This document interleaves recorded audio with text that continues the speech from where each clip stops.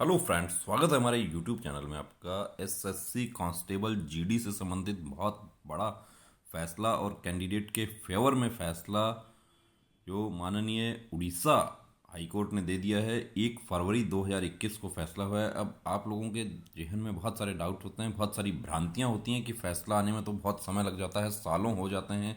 देखिए, यहाँ पर जो ये फैसला है, ये कैंडिडेट का 1 तारीख को फैसला हुआ है, 1 फरवरी को। इसका ऑर्डर भी आपको दिखा देंगे। ये पिटिशनर जो हैं, पिटिशनर हैं यहाँ पे मानस कुमार मलिक जो है, ये पिटिशनर हैं। आपको पूरा डिटेल इस फैसले में दिखा देता हूँ कि देखिए, आप लोगों के जो डाउट होते हैं वो सारे दूर हो जाएंगे। और यदि आपको भी लगता है कि कोई अन्याय हुआ है तो आप माननीय न्यायपालिका की शरण में, माननीय उच्च न्यायालय की शरण में जाने का आपका संवैधानिक अधिकार है।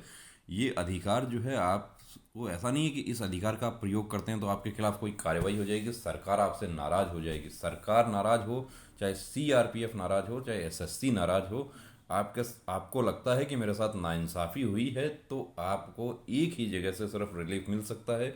वो है हमारी न्यायपालिका, हमारे माननीय उच्च न्यायालय।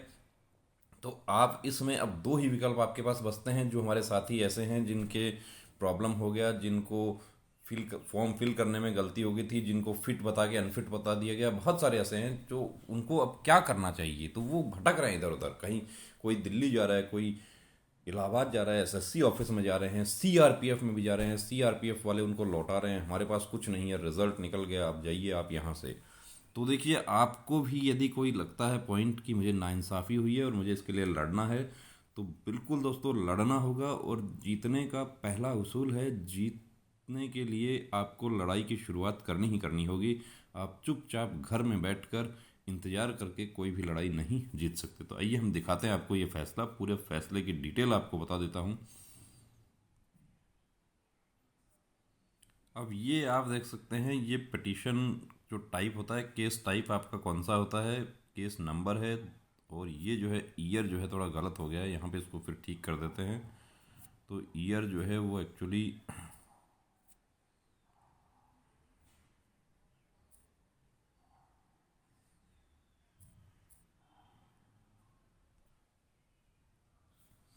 अब ये आप देख सकते हैं 1/2/2021 को ये फैसला हुआ है। 1 फरवरी को फैसला हो गया। क्या है, the matter is taken up through video conferencing. Video conferencing के थ्रू अभी शुरुआत हो रही है। अब इसमें एडवोकेट जो है पिटिशनर की तरफ से पेश हुए हैं, और assistant solicitor general of government of India जो हैं वो हैं। यहाँ पर आप इनको देख सकते हैं दोस्तों।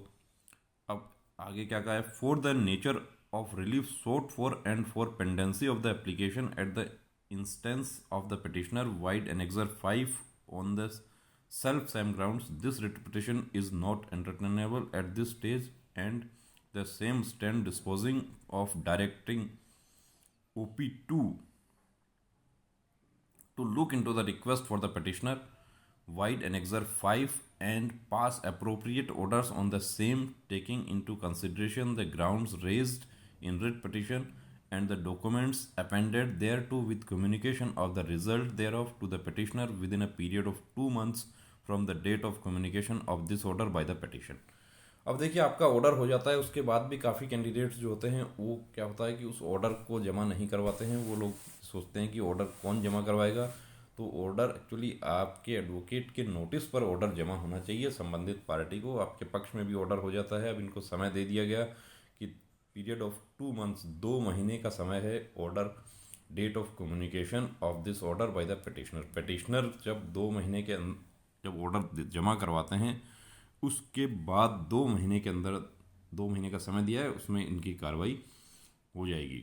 This court has not expressed any opinion on merit of the case. अब देखिए दोस्तों, मेरिट क्या है, डीमेरिट्स क्या है, पूरा डिटेल जो है आपको, कानूनी प्रक्रिया है, या आप कहीं एडवोकेट से समझ सकते हैं। लेकिन आपको ऐसा नहीं सोचना कि ये जो सर्विस मैटर होते हैं इसमें बहुत ज़्यादा समय नहीं लगता है, बहुत जल्दी इनका सॉल्यूशन हो जाता है। The petitioner may utilize the soft copy of this order available in the high court's website, और print out there for thereof at par with certified copy in the matter prescribed. यानी order जो है वो आपको जमा करवाना होगा। Order जमा करवाने के बाद आपकी कार्रवाई हो जाएगी। तो दोस्तों, यदि आपको भी लगता है कि आपका भी कोई नाइंसाफ़ी हुआ है, आपके साथ गलत हुआ है, ऐसा नहीं होना चाहिए था, आपसे कम मार्क्स वाला कैंडिडेट सेलेक्ट हो रहा है, या आप फिट थे वहाँ पर आपको अनफिट कर दिया, या आपका मेडिकल का कोई पॉइंट था, तो आपको माननीय उच्च न्यायालय की शरण में जाने का आपका अधिकार है। वो अधिकार आपको हमारा संविधान देता है। उसमें आपको किसी प्रकार का डरने की ज़रूरत नहीं है, टेंशन करने की ज़रूरत नहीं है। तो अब रुकना नहीं, अब थमना नहीं, अब ठानना है, वर्दी को हर हाल में पाना है। जय हिंद।